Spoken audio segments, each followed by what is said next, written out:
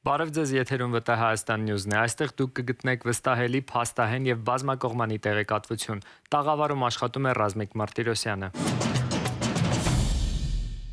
Հոգևորականներին արգելում են այցելել դատապարտյալներին։ Ըստ մամուլի Արդարադատության նախարարության քրեակատարողական ծառայության պետի տեղակալը զանգել է քրեակատարողական հիմնարկների հոգևոր տեսուչ Հայրի Սահակին եւ ասել, որ ոչ մի հոգևորական չայցելի դատապարտյալներին։ Հոգևորականների ծառայությունը փետրվարի 1-ից էլ բանակում է դադարեցվել։ Գնդերեցներին ստիպում էին միանալ Նիկոլ Փաշինյանի այսպես կոչված բարենորոգման արշավին, բայց նրանք մնացել են վեհափառ Հայրապետի կողքին։ Փորձեցինք մեկնաբանություն ստանալ քրեակատարողական ծառայությունից, սակայն մեզնից գրավոր հարցում պահանջեցին։ Պատասխան ստանալուն պես կհրապարակենք ՎՏՀ Հայաստան նյուզի Facebook-յան հարթակում։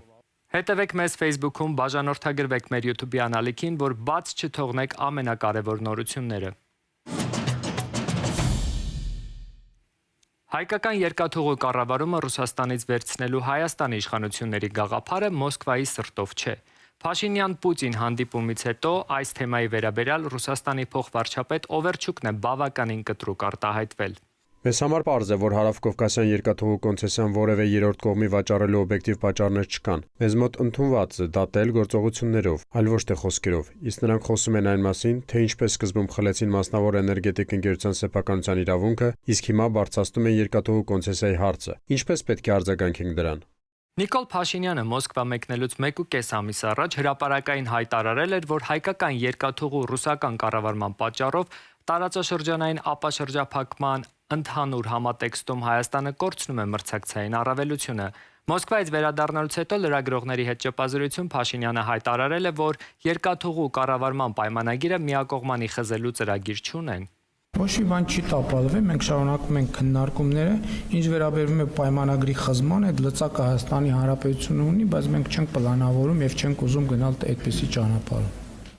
Ապրի Արմենիա վերլուծական կենտրոնի ավագ գիտաշխատող Բենյամին Պողոսյանի կարծիքով տարածաշրջանում առկա իրավիճակում, հատկապես Իրանում ընթացող գործընթացների ֆոնին հասկանալի չէ, թե ինչու է հենց հիմա բարձրացվում ռուսական կոնցեսիայի չեղարկման հարցը։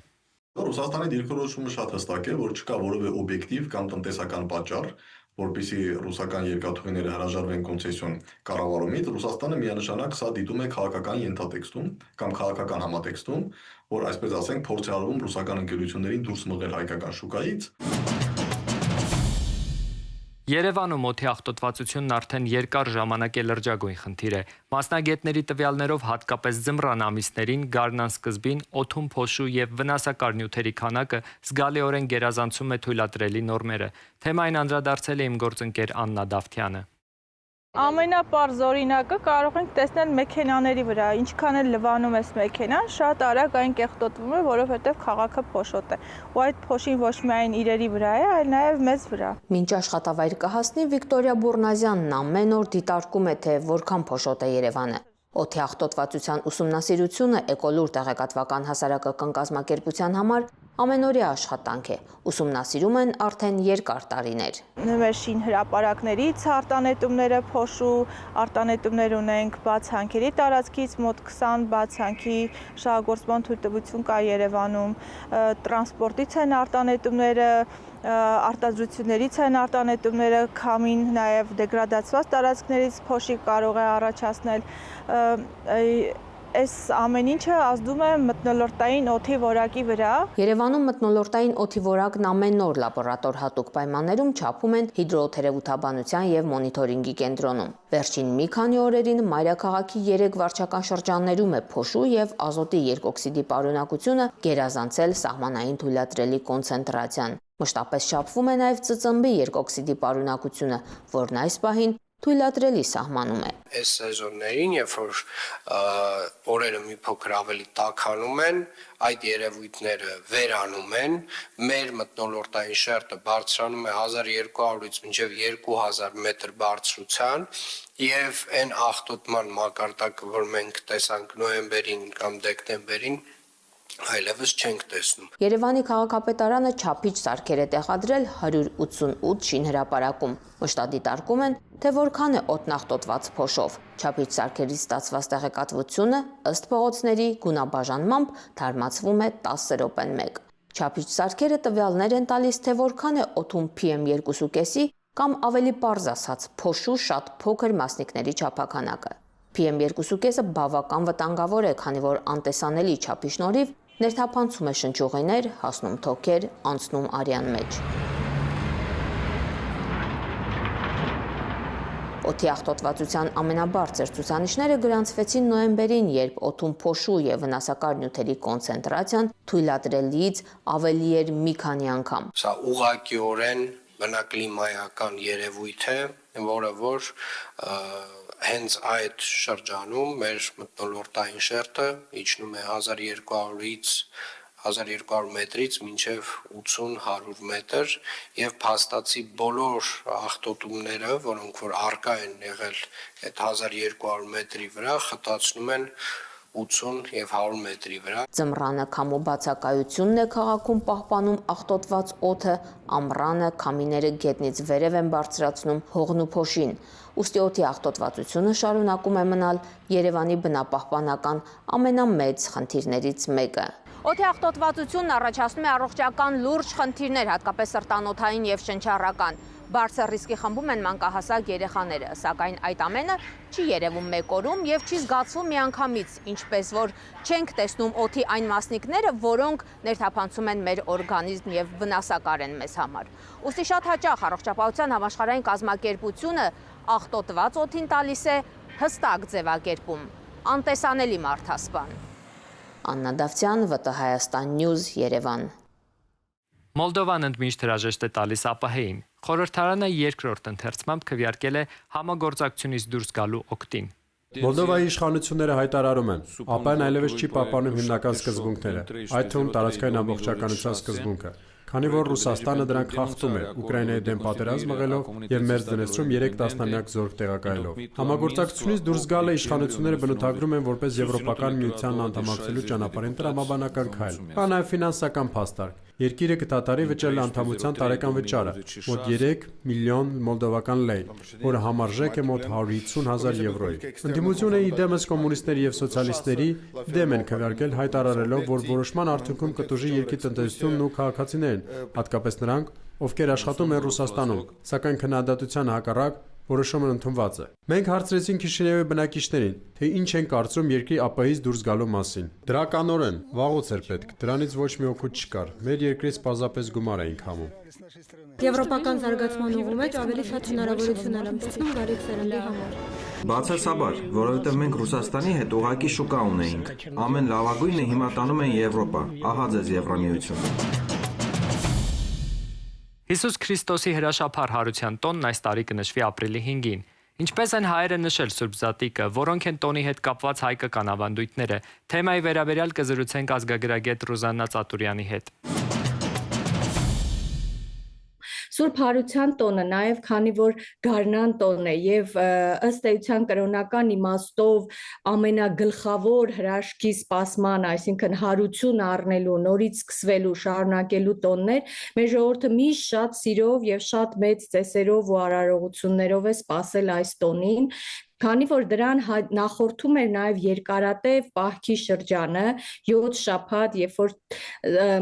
ինչ որ իմաստով ասկետիկ կյանքի, զսպումների, ժուժկալության ժամանակ էր, ավելի մեծ եռանդով էին սպասում Սուրբ Հարության տոնին, դեռևս նախորդ երեկոյից սկսում էին պատրաստվել այդ տոնին, մենք ընդ որում հայկական ավանդական մշակույթում շաբաթ երեկոյան ժամերկությունից հետո սկսվում էր ճրագալույցի ընթրիքը եւ կիրակին արդեն բուն զատկական խաղերը, արարողությունները, իրար փոխայցելությունները։ Ճրագալույցի ընթրիքին, երբ որ ընտանիքի անդամները վերադառնում էին ժամերկությունից, ամեն մեկը իր համար բերում էր, նոր մոմ էին վառում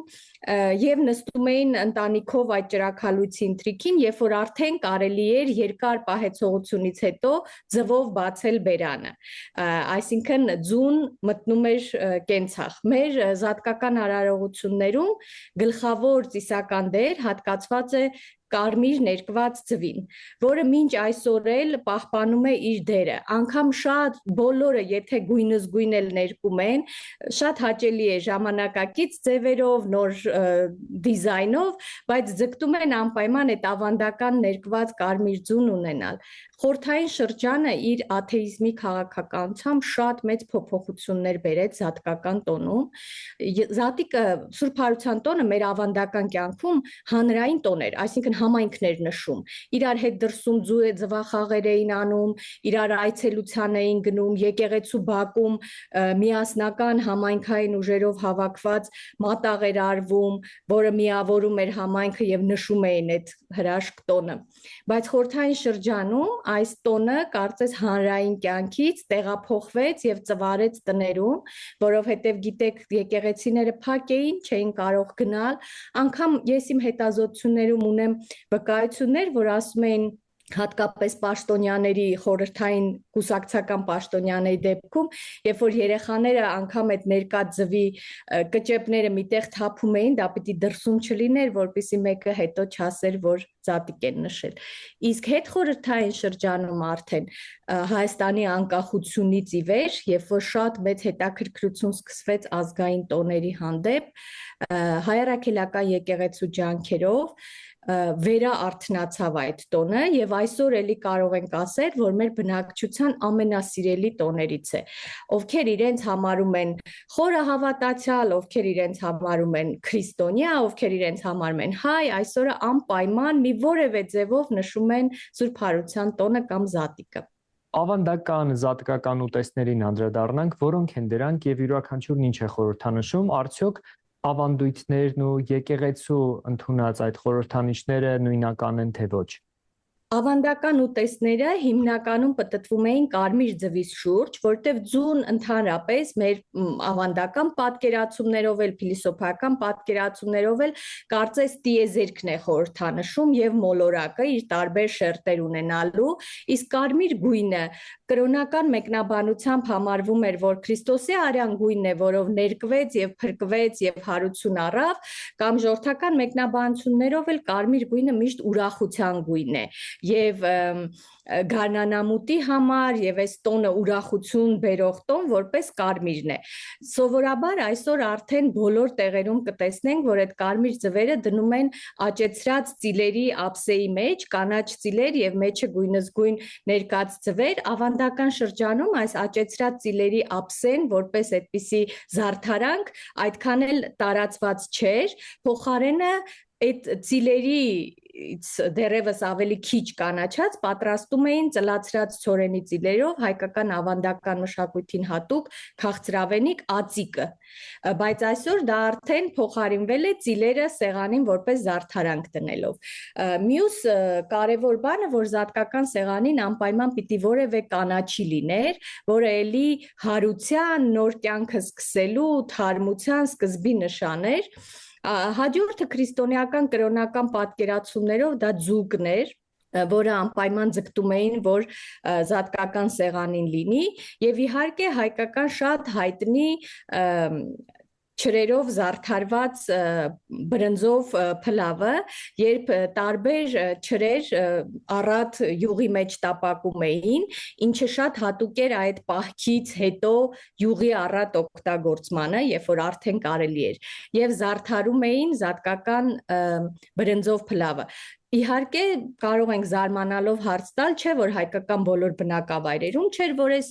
չրեր կային, մրգատու ռեգիոներ կամ բրինձեր աճում, բայց զատիկը այնքան կարևոր տոն էր, որ անգամ ավանդական շրջանում, երբ որ խանութները եւ ապրանքները այդքան մատչելի չէին, մարդիկ ձգտում էին գնել դրանք, որտեվ զատկի տոնի գլխավոր հատկանիշներ, բայց մենք ունենք նաև վկայություններ, որ շատ շրջաններում դա արիշտայով փլավը կարող էր լինել, որևէ այլ հատիկեղենով, որը էլի հատիկը իր մեջ ծիլ, սերմ, ապագա կյանքի խորհրդանիշ է։ Եվ ամենագլխավորը զատկական հացը, որի մասին ես հատուկ ուզում եմ խոսել, մեր մշակույթում այդ զատկական հացը պսակի ձևով հյուսած հացեր, որը արևմտային շրջաններում չորեկ էին ասում կամ հենց զատկական հաց էր հայտնի, զատկի հաց, որի մեջ համեմունքներ կային եւ հյուսում էին վրան էլ սև քունջուտ անում, կարծես Քրիստոսի պսակի փշերը լինեին։ Ցավոք սրտի խորհրդային շրջանում այս ավանդույթը մոռացվեց բնականաբար, դա շատ հիանալի կերպով պահպանեցին սփյուռքի համայնքները, հատկապես ամերիկահայերը, որոնք շարունակեցին այս արևմտյան Հայաստանից տարած իրենց ավանդույթը սերնդեսերունդ եւ մինչ այսօր էլ այդ զատկական հացը պատրաստում են։ Խորհրդային շրջանում դա ծիսականությունից զրկվեց, ուղղակի սկսեցին կաթնահունց ասել, իսկ վերջին տարիներին ընդհանրապես մեր սեղաններից կարծես ինչ-որ իմաստով թուլացավ դրա ներկայությունը եւ փոխարենը սկսեց մտնել եվրոպական կամ սլավոնական կուլիչ, զատկական տարբեր կեքսեր, բայց այս առիթն օգտագործելով ես շատ ուզում եմ նորից խնդրել մեր հայրենակիցներին փորփրել իրենց նախնիների, ավագների հիշողությունները վերականգնել այդ հրաշալի, գեղեցիկ, շատ բուրավետ բաղադրատոմսը զատկական հացի, որը մեր ավանդական մշակույթի շատ բնական եւ բնորոշ թխվածք է եղել։ Քրիստոսի հրաշափառ հարության տոնը, որը ժողովրդի շրջանում հայտնի է Սուրբ Զատիկ անվամբ, մեծ շուկով նշվում է նաև Սփյուռքի հայ համայնքներում։ Իմ գործընկեր Նունե Գևորգյանն է անդրադարձել թեմային։ Տոնը բոլոր համայնքներում նշվում է ավանդական ուտեստներով եւ ընտանեկան հավաքույթներով։ Շաբաթ երեկոյան եկեղեցիներում մատուցվում է ջրագալույցի պատարագ, որով ավարտվում է մեծ պահքը։ Կիրակի առավոտյան հավատացյալները մասնակցում են Սուրբ Հարության պատարագին։ Սուրբ Զատկի տոնը Սփյուռքի հայկական համայնքները նշում են մեծ շուկով։